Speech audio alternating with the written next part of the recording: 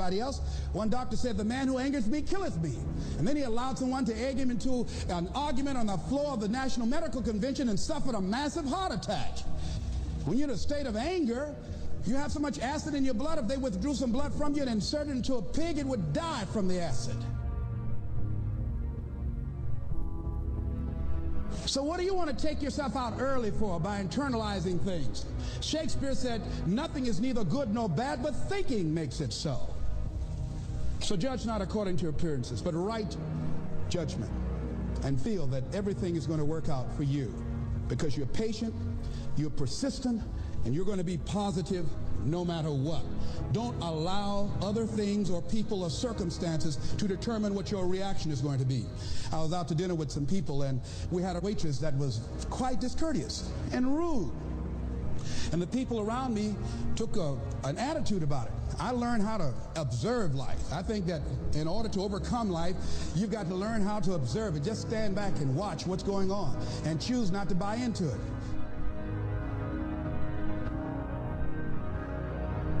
So don't allow people to determine how you are going to respond to them or circumstances. Learn to look at it. A friend of mine, Tom Perkins, handsome, articulate man in his mid-50s. He had a tremendous business, and at the height of his success, someone was killed in his business. He was sued and lost $750,000.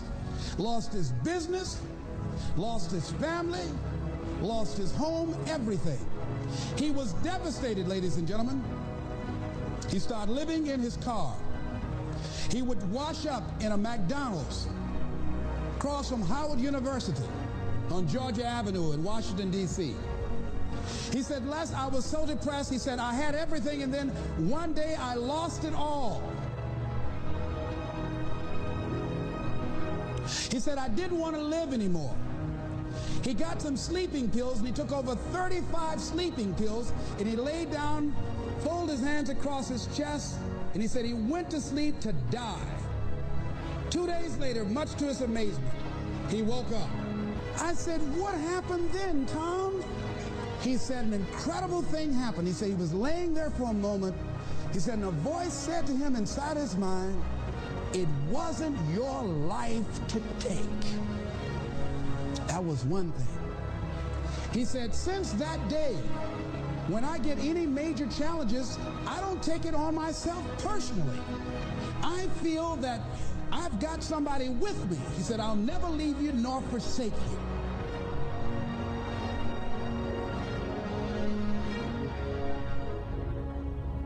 See, whatever you're worried about, if someone call you right now and say, listen, you got 2 days to live, I'm telling you, you won't be worried about your bills, ladies and gentlemen.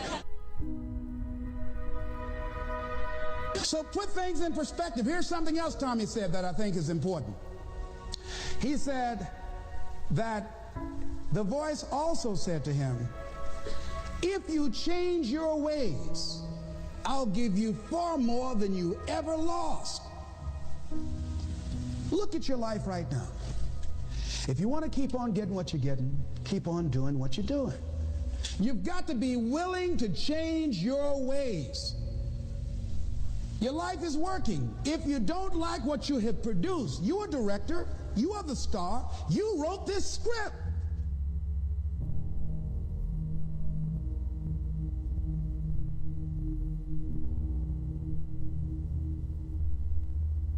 You produced this, whatever it is. If it's a hit, you produced it.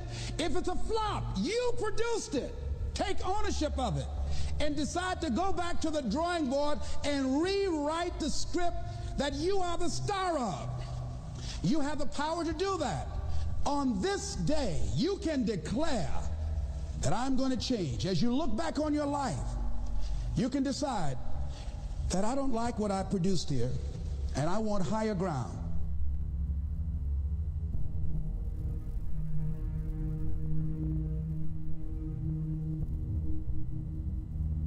I want to begin to experience more love. I want to have more adventure in my life. I want something that gives my life a sense of meaning. Ladies and gentlemen, I've been selected to head up a program called Project Life in Chicago, training thousands of kids. And I had the experience, we had our second session this past Monday, and to see these young people when they came in, and to see the young people and the parents and the community volunteers when they went out.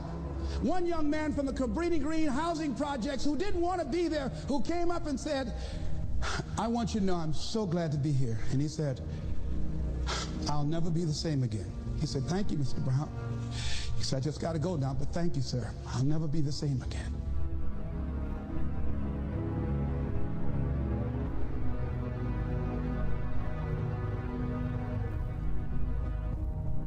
A letter I got from a young man who was in the Cook County Jail where I work on Monday morning. And this young man will not be out of jail for at least 50 years. At least 50 years. They gave him 100 years. This guy has shot at least 60 people that we know of and killed 10 at least. And this letter he wrote, he said, since listening to your tapes, he said, I have not changed, but I feel a different person in me.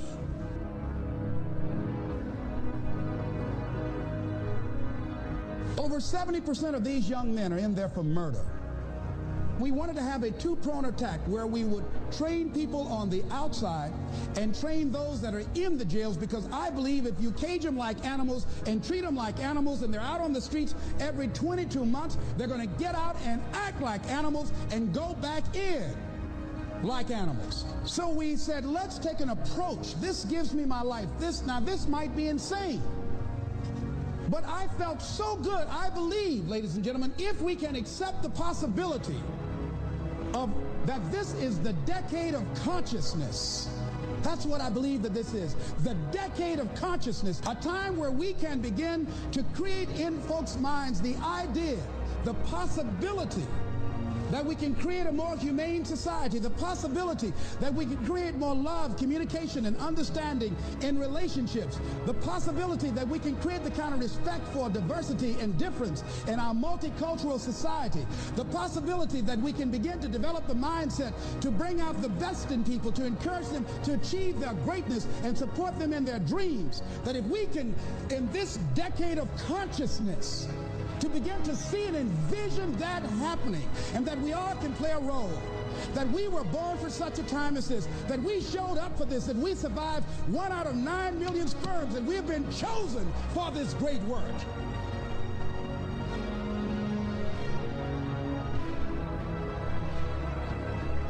Here's something else to recognize. Wherever you are on the ladder of life, and I was reading in Dr. Norman Vincent Peale's latest book called The Power of Positive Living, which I think is his greatest work. And he has something in there, a section called Comeback Power. Wherever you are in life, ladies and gentlemen, you've got comeback power. I don't care how low you are. I don't care what you have done. I don't care what you have experienced. I don't care how devastated your life might appear to be, the shambles it might be in.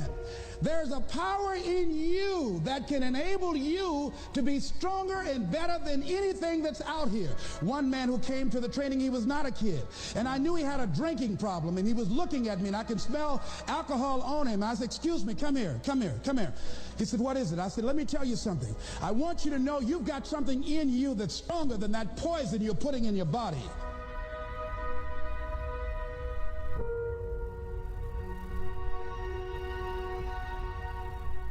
Do you understand me? And he was looking, he was backing up. He said, no.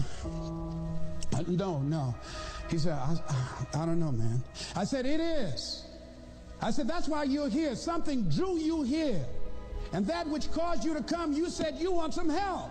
And you need to be around some people that can help you get in touch with your power, because you know that your life deserves this. See, I think that the reason that we abuse ourselves with drugs and alcohol is that we're trying to numb something in us that's aching us, that's urging us, that's nagging us to do something bigger and better. It can't be because it tastes so good. That when we are deluding ourselves or polluting our minds, it numbs us where we don't have to face reality, because we don't know what we've got going for us. See, once you discover who you are, The truth of knowing who you are will set you free from ever wanting alcohol, from ever wanting any kind of drug that's going to destroy who you are. When I call you. Your day sounds better with your music and your station playing on the background.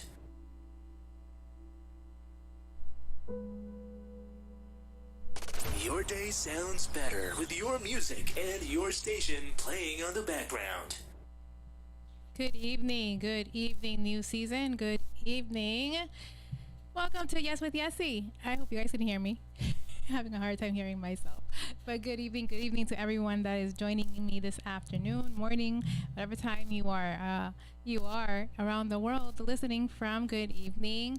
Thank you for joining. I see you, Sister Esther. Gracias por estar aquí conmigo. Pedro, I see you. Pastor Henry, thank you so much for joining. And everybody that is coming in, thank you guys for joining. And of course, as you come in, share the broadcast. Let others know that we are on here on Yes with Yesse. O sí con Yesse. Buenas tardes, buenas noches, de donde quiera que nos estén escuchando. And so this afternoon, I want to talk to you guys about a little something. And of course, I always bring, just kind of my experiences and my daily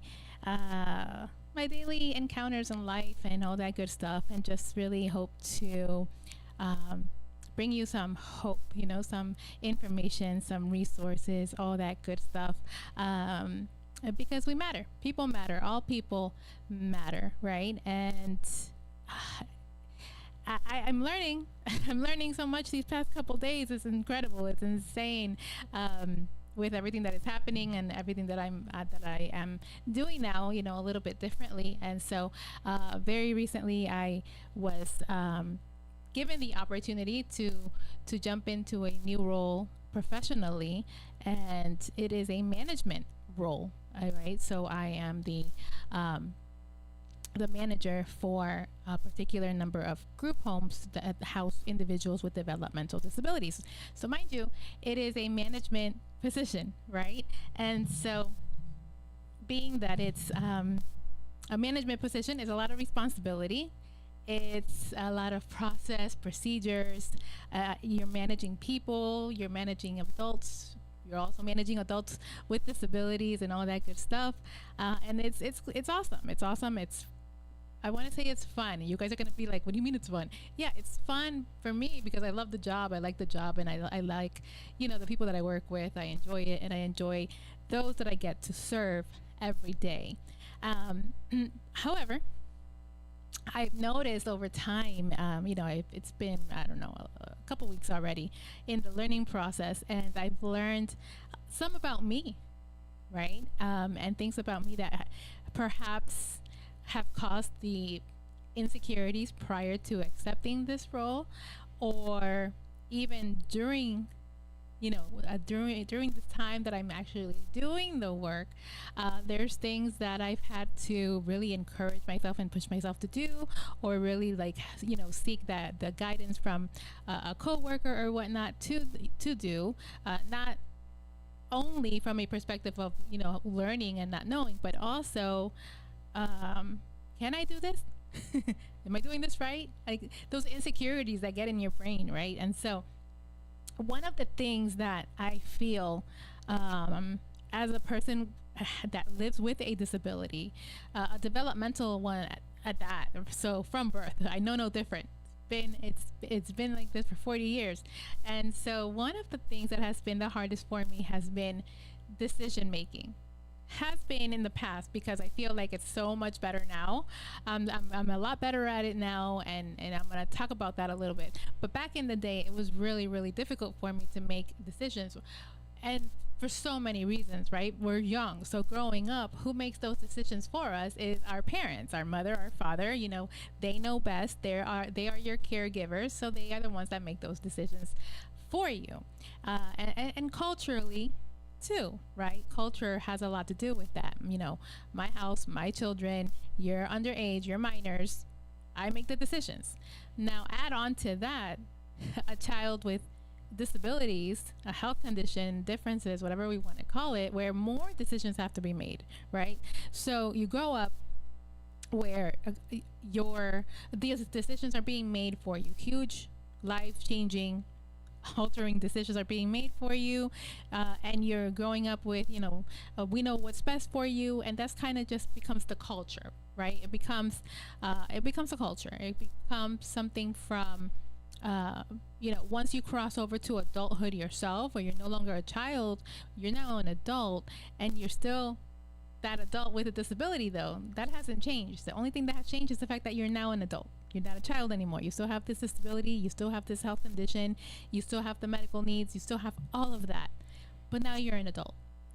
So in that transition from child, underage, to now I'm an adult, I feel like our parents, our caregivers, all of that, it's really hard for them to transition with us, where, okay, my daughter or my son is no longer a child, they're now an adult, and they're now an adult that can make decisions for them, assuming that they can make decisions for themselves, or make these decisions with assistance, meaning everybody, the whole dynamic is a part of the process of making these decisions. And I have found from personal experience, but also from working with so many clients, that is one of the hardest transitions, is to understand when that individual, that person with a disability, is competent to make decisions on their own because their disability allows it, and or because they are of age and they are able to make decisions on their own,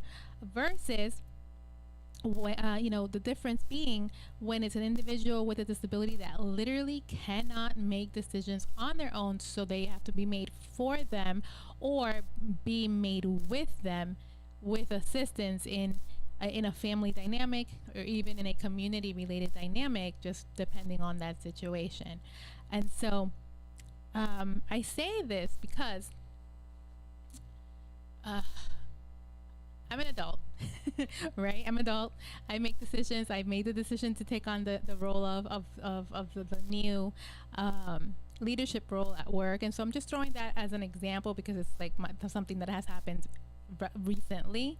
I'm in all of that. However, in different aspects of my life, it's harder to make decisions, and it's harder to prove to others that I am able and capable to make those decisions on my own, and that I'm competent. I'm not a child. I'm not a baby. I know what I want, right? I know what I want. I know what my needs are. I know what my medical needs are. Like, I know all of that stuff. And I'm, like I said, competent to make those decisions in every area of my life. And so I want to just really talk to parents a little bit, parents, caregivers, all of that, that it's very important that you get to know your son or your daughter, your niece, your nephew, whatever relationship they are to you.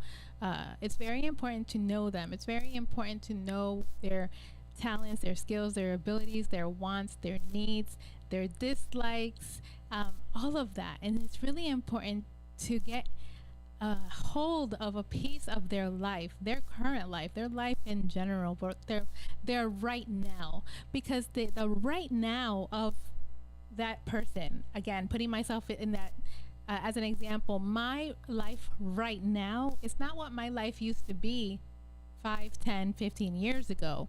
It's totally different. So how do we keep up as, co-living together, or just living in this thing called life together? How do we keep up with each other? How do we keep up with where we are in our lives right now? Because where we are in our lives right now is going to affect the decisions that we make as a person with a disability or not. But in this case, we're talking about someone like myself with a disability. Is we have to be mindful of the whole dynamic of that person. Like, yeah, maybe back in the day, Jesse would have made this decision this way, this talking to this person or whatever. But now Jesse's making decisions based on what Jesse wants, based on what Jesse likes, based on what Jesse needs, based on what Jesse's schedule is like, based on what Jesse is interested in, whatever. That, because I am my own person. I am my own person. So there has to come a point as moms, dads, caregivers, that one, we separate the person from the disability. I'm not Jesse, the one with spina bifida. That's your sister, your niece, your daughter, your friend. I'm Jesse. Yes, all of that is included in me, but that doesn't define me. It doesn't give me qualify me any particular kind of way. I am that. I'm just a person. I'm a person. I'm Jesse. I am a human being. I live with this thing called a disability, but I have all these other things: wants, likes, talents, skills, abilities, weaknesses, feelings, all of it.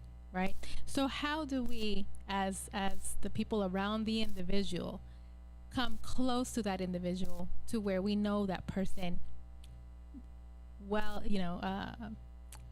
the well-roundedness of that person now versus what that person, or in this case what I used to be, whatever time ago it has been, 5, 10, 15 years, whatever it is. I think it's very important, because when we don't do that, when we don't get to know each other in a family dynamic, in a friendship dynamic, in whichever, and we don't really know each other in the now, we're still seeing that person how we used to see that person at that time, whatever that was, 5, 10, 15 years ago, whatever it was. So it's important to, keep yourself current, keep each other current with each other's lives.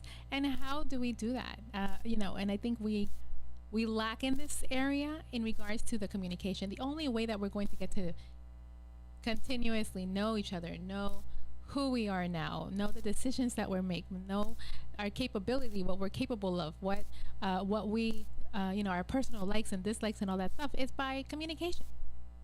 It's by communication. It's by maintaining that communication with one another to get to know one another, right?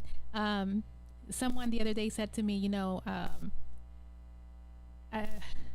of like saying, I want to be there, no, I want to make you happy, or I want to do what makes you happy, or whatever the case, but you got to tell me what your expectations are of me.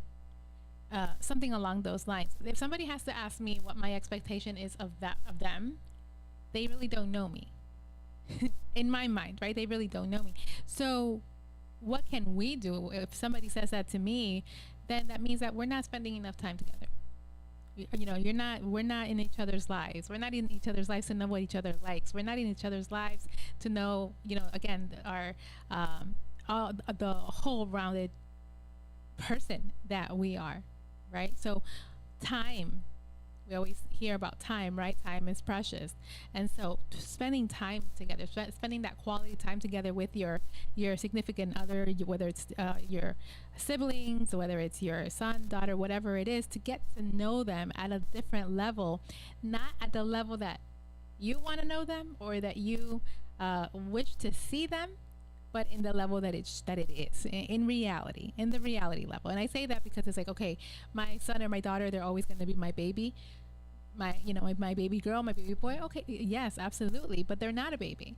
There are grown folks, grown adults that make decisions, that live a life, that do all of these things that makes them uniquely them. Pastor Akil, good evening. Thank you for joining. And so I think that is important, because when we grasp onto that idea that each person is their own person, disability or not, that they're going to make their decisions based on their wants, their needs, their likes and their dislikes and all of that, we realize that we are, every single one of us, our own person, our own human. And so what happens to us, someone like me, with a disability, raised living with a disability by in a Hispanic culture, is again, a lot of the decisions are being made for you. You kind of have to fight to have a voice. You don't have a voice. Like, your parents are your voice, literally. Something as simple as, we're gonna go out to dinner, and I'm gonna order for you because you don't know what you want, or I'm going to order for you because I don't want you to throw away food, something like that. And I remember this because we lived it, And when I became an adult and my sister was born, my sister and I are like 13 years apart, something like that. When she was born, I wouldn't allow my mom to, or her dad, to make decision for her when it came to the food. Because I think like if we learned at a young age to make certain decisions, not all decisions now, certain decisions on our own, then that would be better for us in the long run. Again, based on my own experiences, and that's kind of the culture, if you will, that I developed with her, is let her make her decision as to what she wants to eat, and if she doesn't want any more, I'll eat it or I'll pay for it. Like that became my mindset, only in hopes of helping her make her own decisions in the long run, later in life as an adult, a little bit more easier. And so things like that. So in the way that we are brought up with, not really being able to make our own decisions, and our parents telling us, oh, you should do this or you should do that, or maybe you're good at this, maybe you're good at that, it makes it hard for ourselves to make decisions now as adults. For me, I have been, how should I say, independent. I independent myself from my upbringing, for years now. I've been living here. I've always lived in Florida, but I've been living in a different, family dynamic for a long time now, since 2005 or so. And I'll never forget, I said to my mom, you gave me the tools that I needed to be an adult and to be responsible in all these different things. Now it's my time to fly. Now it's my time to prove that everything that you showed me and taught me and all that I can now use that to be a responsible adult. And I did. So I stayed here in Florida, and I didn't, follow to where they were going, because I wanted to be my own person. And it was in that moment, it was during that time, that I started to get to know me, who Yesse is, what Yesse likes, what Yesse doesn't like, what she wants to, what she's willing to be okay with, and what she's willing not to be okay with, and all these things. And decision making became easier because I was now being my own person, making my own decisions based on my own needs, wants, likes, dislikes, and all of that. And so even so, years later now, in making my own decisions, it's still a struggle sometimes, where when I do make certain decisions and everybody's like, oh my gosh, like, what are you talking about? All right. But at the end of the day, I am my own person, allowed, to make my own decisions just like everybody else.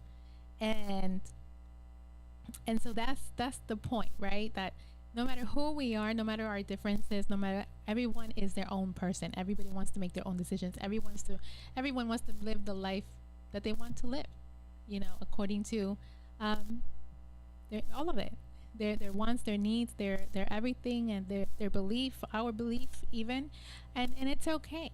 It's okay, because everybody does it, right? Our parents do it, our caregivers do it, everybody does it. Everybody lives a life the way that they want to live it. They include the people that they want to include in it. It is everybody's individual life, and that is okay. So I want to encourage people like myself, people that live with a disability, etc., that it is okay to make your own decisions. That there is a time and a place for everything.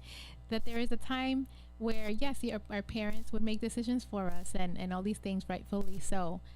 But now when we are adults, we are able to, we have the right to make our own decisions, as long as, of course, we're doing it, with the right mind, frame of mind, with the right frame of mind, with the love in our hearts, with peace, with all of that, with, thinking straight in making those decisions. And guess what? Everybody else, whoever that is to you, they have to respect it. Because the decisions that we make a lot of times doesn't have anything to do with anybody else but ourselves. And I think that's part of the issue, right? Sometimes we make decisions, and other people around you, the closest people around you, think that it's about them, or something they did, or something they didn't do, for that matter. And it's honestly, sometimes it's not. It's just because you made that decision, and that's it. And you're entitled and you're allowed to make that decision because it works for you, as long as it's a good decision. As long as it's a good decision now. Um, uh, so so yeah, I think that's very important. It's very important to know that every single person, in this case focusing on individuals with disabilities, you have a right to use your voice. You know, we're always talking about advocacy and using your voice, and using your voice to advocate for, you know, legal issues, laws to come into place, services and all that stuff. But the number one advocacy, and the most important one, is the advocacy for yourself. How you are advocating for yourself, how you are making those decisions for yourself in different in different situations, in different aspects of your life. How are you making those decisions, and where is it taking you? Because it's not just about making decisions, but what is the result of that, of those decisions that you make? You know, is it good for you? Is it the right decision? Is it not? Have you made those mistakes before? You know, so many different things. But it is important that you understand that the best decisions is going to come from you, from yourself, because you know you best. You know what you want, what you need, all of it, and nobody else can make those decisions for you. I remember some things, you know, some small decisions and some big decisions, right? I remember something as small as, you know, you're gonna have your sweet 15, or you shouldn't have your sweet 15. Sweet 15s is like a big thing for the Latin culture, right? You shouldn't have your sweet 16, you know, or your sweet 15. Sorry, nobody in the family has had it. No, none of your cousins. And I'm like, okay, but I want my sweet 15. And I advocated because I wanted my sweet 15, regardless of the fact that no one in my family had it. So that's a small decision, right? But it's a decision that I was able to make. Like, I want my Kingston. If we are financially able to have it, I would like to have it. So something so small like that can lead to a bigger decision, such as having a business, even, or, you know, getting into a management role. If I would not have worked throughout those years on my own self-esteem and on my own decision-making opportunities and abilities, I would not have trusted myself enough or believed in myself enough to go into these leadership roles, or even self-employment role, because I wouldn't have thought that I could do it. I wouldn't have had that to understand that I could do it, that I, you know, that I was qualified to do these things. You know, I really think that working on that decision making and working on that self-esteem really did help me to make those decisions. Why? Partly because when you become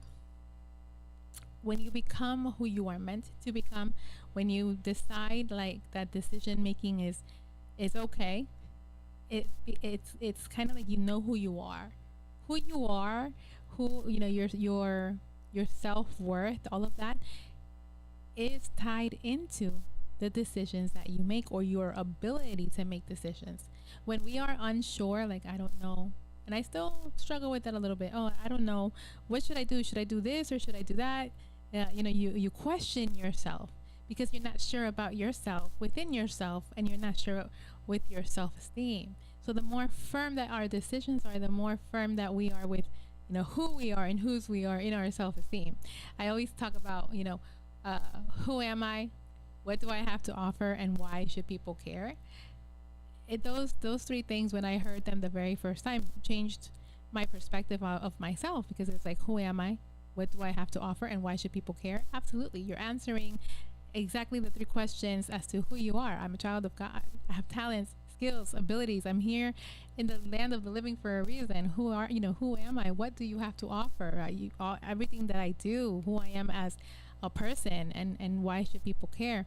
All of that goes into our self-development, which in turn, I firmly believe, goes into our ability to make decisions, or in some cases, the inability to make decisions.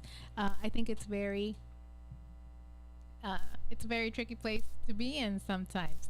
And so yeah, you know, just thinking about it, you know, and just really thinking about the topic of decision making, it's very important that we help our kids, our youth, let them know that it's okay to make decisions, that they have the right to make decisions, that they are their own person in this process of decision making.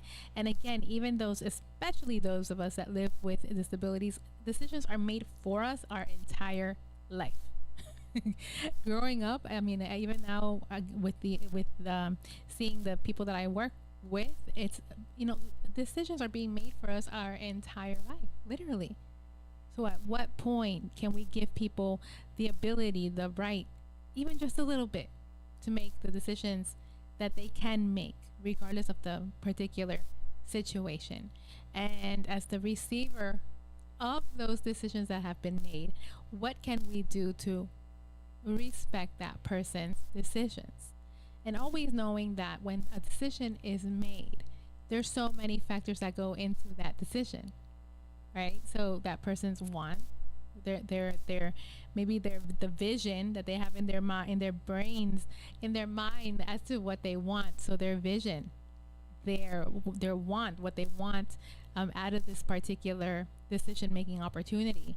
The numbers, everything, from the idea to the numbers to, but perhaps, a cost, perhaps the people that are there, perhaps, a new job that's coming, whatever it is, a new school, a new career path, whatever it is. Those are all decisions that we have the right to make that will impact our lives, whether temporarily, for a moment, or even forever. In some cases, definitely forever. So with that, I just want to encourage you, and to encourage others, to encourage those that perhaps you wouldn't think have the ability to make decisions. Give them a chance to make the decisions, hear them out, have those conversations, get to know them, get to know that person now, not the person that you think they are, not the person they used to be, but the person that they are now, and try to understand why they are making the decision that they are making in a bigger picture, right? In a bigger picture, not micro, not small, but in a bigger picture, because there is always a reason. There's always a reason for everything. And of course, you can always, come into an agreement and work together and just kind of maybe figure something out. But at the end of the day, it is very important to respect that person's decision, without trying to detour them from the decision that they made. Accommodating is one thing, but changing the whole decision because it benefits other people is totally different thing. So always just honoring the decision that was made, and having that conversation of how can we work together, how can I help you, what can I do, or not, or maybe it's what you're not willing to do, and that's okay too, right? Never feeling like you are obligated to agree. You're not obligated to agree. You have to respect it, but you don't have to agree. And therefore, you make that decision if you are willing, or how you are willing to participate in that decision that was made, right? So it's all about having a voice. It's all about having a voice. I'm a firm believer that everybody has a voice. Everybody should have a voice.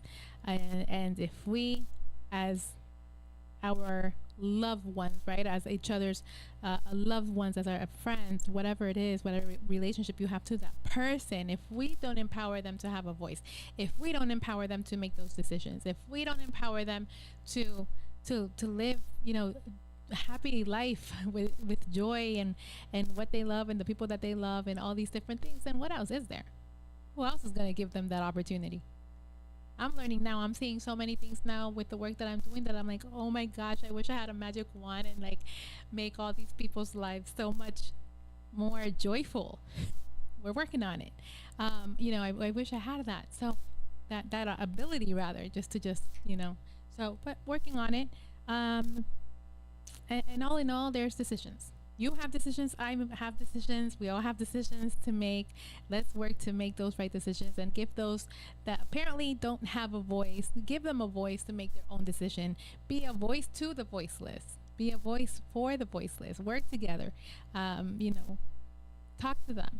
You talk to people you just learn so much about them, regardless of the ability, and it'll be so much easier to help them make those decisions. And those are assistive, informed decisions that you that you help them make when it comes to people with disabilities and all that good stuff. And the number one, as a matter of fact, one of the number one rights that people with disabilities are taken away is their rights to make decisions, is their rights to have a voice. That is the number one thing taken away, and it just like it's baffling to me because I couldn't imagine not being able to make decisions now. I think about how I used to be, how I was so uncertain and I don't know what I want, and I don't know if this is going to be okay with this person, or I don't want to get them upset, or I just didn't know. I genuinely I don't know, like whatever you want, because it was so hard to make decisions that and now it's so different where I'm like 1 2 3 most of the time that I can't imagine somebody not being able to make their own decisions. And so I'm still working on it, like I said, with work, because I'm not in an environment or in a setting that I'm 110% comfortable in yet. So that's kind of why it's a little bit hard to make decisions. But I'm so grateful that I'm around people that are like, whatever you want, put it, write it, do it. I'm like, all right, cool. And they're empowering me to make decisions and to use my voice and to embrace that position of management now that it's been given to me. And it's pretty cool, as long as I keep working and keep being okay with knowing that I'm in a place now where I can make decisions, where all these things that we talked about have empowered me and gotten me to a level where I can now make decisions that is continuing to educate me and to empower me to make decisions a little bit later on that I need to make for myself. Because I really think that this is a process, and this is just a stepping stone to where I want to get, and I'm learning so much more. So keep learning, keep moving, don't stop moving, rather keep moving, keep learning, make decisions, even if this hard decisions or decisions that maybe weren't the best decisions or right decisions. You're gonna fail and you get back up and you do it again. That's just the way it works, right? That we fall, we get back up, we keep it moving. And what we cannot do is just stay stagnant just stay stagnant and not move and just stay there. That's what we can't do. We got to keep it moving. And I think about it all the time because it's drilled in my head, and I hear messages every day, and I hear I hear our sermons and our radio shows and all that stuff, and I'm like, okay, because it's a constant reminder of keep moving, keep pushing, don't stay where you are. Remember your goal, remember your end goal, remember why you started. And so I need all of that to just keep me moving and make sure that I don't stay stagnant where I am right now, because I don't want to be. I'm definitely not where I want to be. I'm glad I'm not where I used to be, but it's not where I want to be. So until I get to where I want to be, I'm going to keep learning, keep moving, keep working, and all that good stuff. So that's my story, and I'm sticking to it. That's my story, and I'm sticking to it. Thank you guys for joining Yes with Yesse. I come to you guys, I come to you guys as soon as I can now on Thursday. So bear with me. So we'll get there.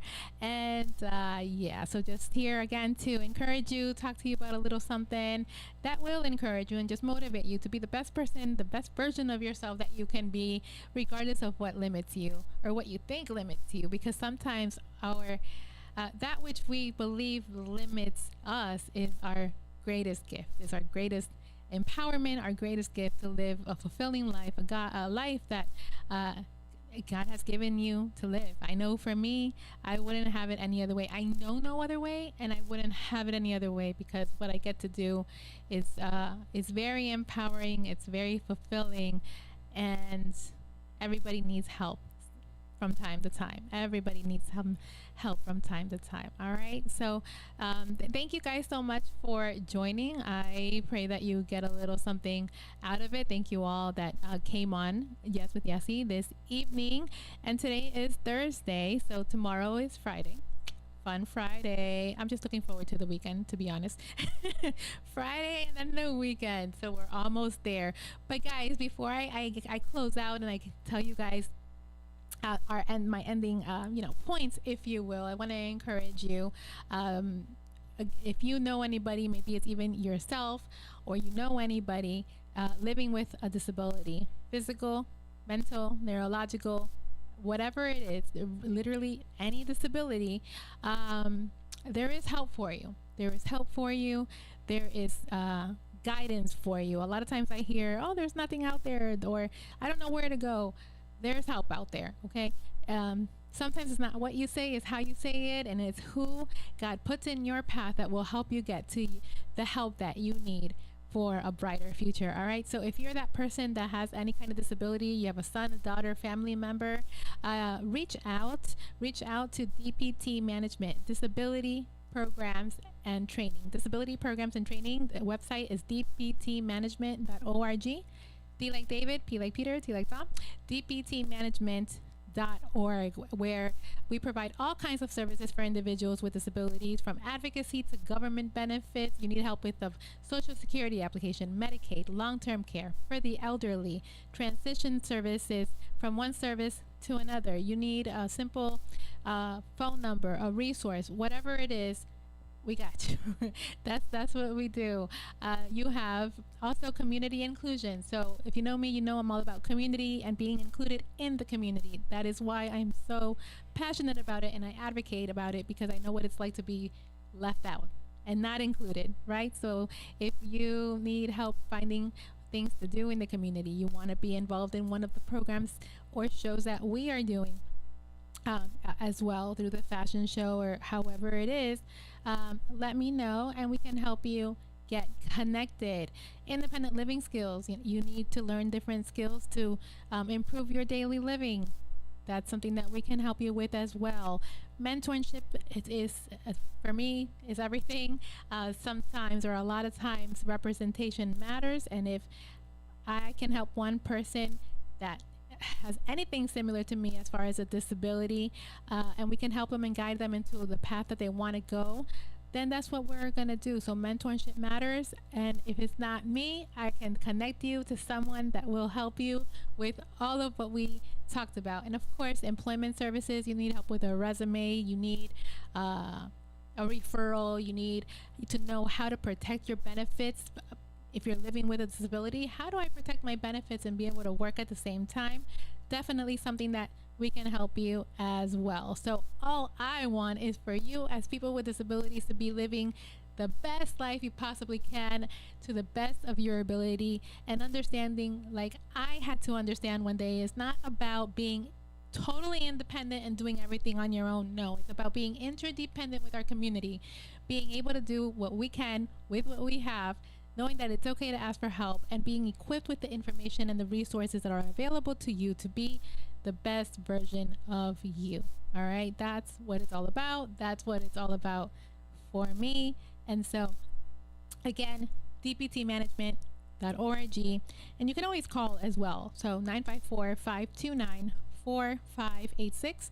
That's 954-529-4586. Nothing else. If nothing else, you can contact me via Facebook or any of those platforms, and I'll definitely be able to connect with you, answer your questions, and all that good stuff, however, and help you however I can. All right, and so all of that, and Yes with Yesse. Thank you all for joining Yes with Yesse, courtesy of New Season Gospel FM, here with you 24/7 via newseasonfm.com. Don't forget to join us tomorrow morning. It's Friday, so first thing in the morning, prayer time with Pastor Henry, 6:30 a.m., followed by the Pastor Steve show. Always a fun time on a Friday. All right, and then I look forward to seeing you guys back over here throughout the weekend for our prayer in the morning on Saturday, and then of course our Sunday morning service here at New Season Worship Center at 11 a.m. And if you're new to the area, we're located at 4660 North University Drive in Lauderhill, Florida, 33319. All right, so God bless. Thank you again so much for joining, and I look forward to seeing you next week on another episode of Yes with Yesse. And That's all I got for you guys. All right. So see you then. Thank you so much. Have an amazing rest of your weekend, and I will see you soon.